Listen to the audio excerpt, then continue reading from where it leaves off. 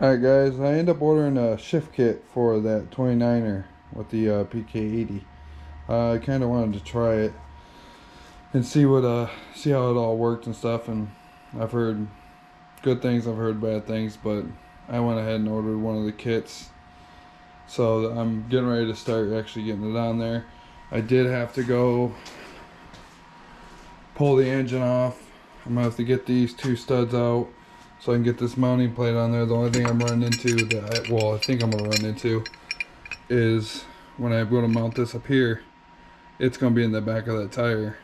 So I'm either gonna have to run a smaller back rim or cut that down and shorten it.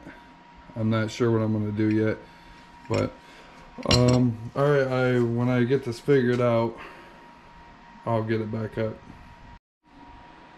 So I end up getting it on there. I have just enough clearance, I don't know if you can see that, between the tire. It's not rubbing. This block in here that they give you for the spacer, I had to drill that out. The holes were not lined up. I ended up just making the holes bigger so I could reach across. I ended up getting the bottom bracket on, got the top bracket on. So I got all that figured out now. Now I'm going to start getting the jack shaft put on there. But yeah, so far it seems to be a decent kit. It's from eBay, so yeah, you know how that stuff works. But yeah, I'll start getting the jack shaft together. Alright, got the jack shaft in. I've been messing around with this chain. It looks like I'm gonna have maybe a little problem with the chain where it's gonna line up. I don't have any room to add any more spacer to space the engine farther away from the plate. It's just, there's not much room with these frames. So I'm gonna have to make some kind of tensioner that goes right in there for that. So I figured I'd bypass that. I just now got the crank off. The crank was kind of a pain to get off. It was pretty froze up on there. I end up using, I have this, I use it as a punch, and it's got a copper tip on it, so it's a little bit softer, so it doesn't really damage anything. But I ended up just sticking that right down inside that hole, and I took this side, which goes over here. Actually, I'll walk around, easier to show. When it was inside here, I pretty much just took all this off, so it was hanging like this. And then from the other side is where I punched it and basically had it fly out that way off the back side. But I got that all off, so I'm gonna go ahead and just get the crank done, get this side done with the chain, and then I'll worry about that side. With either way, I'll figure out a making a tensioner for it and stuff to make it all work.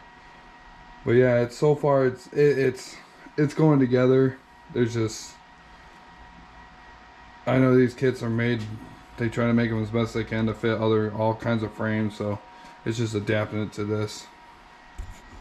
But yeah, I'll go ahead and get the crank, start getting that stuff put together, and we'll see how that goes.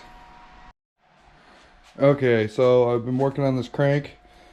Ended up having to do some modifications to it. Come to find out that sprocket that runs the chain that goes to the rear wheel does not fit this type of chain. And I got looking, it looks like this sprocket's actually designed for more like a beach cruiser, because this is a chain off of for like a beach cruiser 7-speed, and it fits really well. So what I ended up doing, I started grinding some of this teeth down to make it fit that chain, but I didn't like how it was fitting. So what I did is I took the center crank that was originally on this bike, separated the sprockets, and took the middle one, which this is a 36, this is a 34. And what I did is I ended up just welding all the holes up. I cut the center out, welded all the holes up, re-drilled new holes, and got it mounted on there. Got pretty good spacing, and now it actually works for that rear rim. But it looks like if you were to put one of these on like a beach cruiser frame,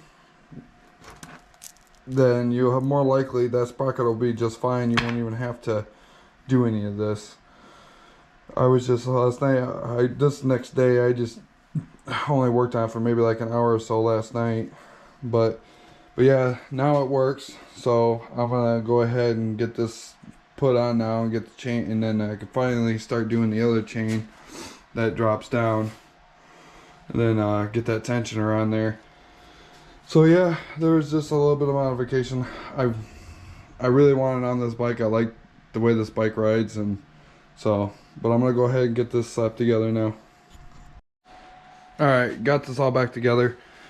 Got the chain tensioner on. End up just it's supposed to run this way. I went ahead and it was, the bearings were running into the sprocket, so there's no way it was ever going to tension it. So I ended up just drilling this hole out so I can get a little bit of movement in this, and then I lengthened the slit for the bearings that uses the tensioner, and now I got nice good tension on the chain. All this is working now. Now on this side, I don't have, either I'm gonna have to take the engine off and somehow slide this engine forward, which I really don't have room to do, or half link, but I don't have any with me. So what I'm thinking about doing is, I had this tensioner.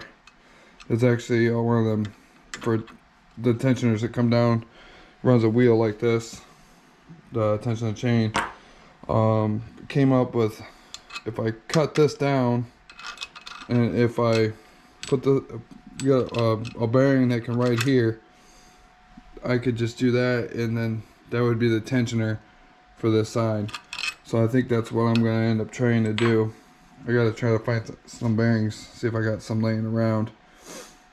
But after I get that pretty much done, it's just finished tightening up the engine. I got to pull this rear sprocket off, pull this tensioner off, and then I can finally go just kind of pedal it around, make sure no chains are binding or anything like that. And if nothing's binding, then I'll fire it up and kind of just take it slow and then go from there. But I'll show you what I end up doing with this to get this tensioned. Alright, got that tensioner on there. I ended up taking that idler pulley, knocking the bearings out of it. I don't know if I can get in there where you guys can see, but there's two bearings in there now riding on the chain, and I ended up just cutting that arm down and notching it, and then when I bolted it up, I just ran the spring up to this top bolt here, and now it's got nice good tension on it, and it moves with the chain. So it might even be better than not running a tensioner on this side. Let's have to see. But it's pretty much ready to go test out and just kind of pedal it around and make sure nothing's binding. Or I'm waiting to put the exhaust on, because I'm actually, the exhaust that was that jog pipe that was running on the Phantom motor, because I'm not using that motor, I decided to put that pipe on this bike. And actually, before I did all this, and I was still running the 44 with the fake MXZ pipe or whatever it is, it was only doing like 30 miles an hour. When I put that jog pipe on there, I ended up being able to do like 35 mile an hour with it with that jog pipe. So it ran a lot better with that jog pipe. Plus I figured out that the I don't know why I didn't catch this, but the gasket, I ended up making the gasket bigger because it was plugging up half of the exhaust hole. So it should run a lot even smoother than when it was running before I did all this. But yeah, it's all set to go and test out. And so I'm gonna get it off here, take it outside, and kind of just pedal around. And then as long as everything's working like it's supposed to, I'm gonna go ahead and pop the rear rim off, get that sprocket off, get that tensioner off, and then I'll go ahead and put the exhaust back on, and then I'll make a video of out riding it. I'm gonna ride on just the regular kind of dirt roads, and then if everything is going good, I really want to test out the gearing and take it out in the field and just see how it acts in the field. But I want to make sure before I go putting any stress on it that everything's pretty much working how it should. But yeah, I'll have a video up soon of it out riding, and then hopefully, if this works really well, then I'm gonna end up taking this with because the Fat Moto I'm taking out to the property here soon, and I'm gonna run that out there in the trails. There's no trails yet on that property that I showed, but I figured perfect test for the Fat Moto. See if I can get over logs and stuff in that woods, And if this works out, I'm going to take this with and see what this thing can do out there. But yeah, thanks for watching. I'll have a video of it up and running here in probably a few days.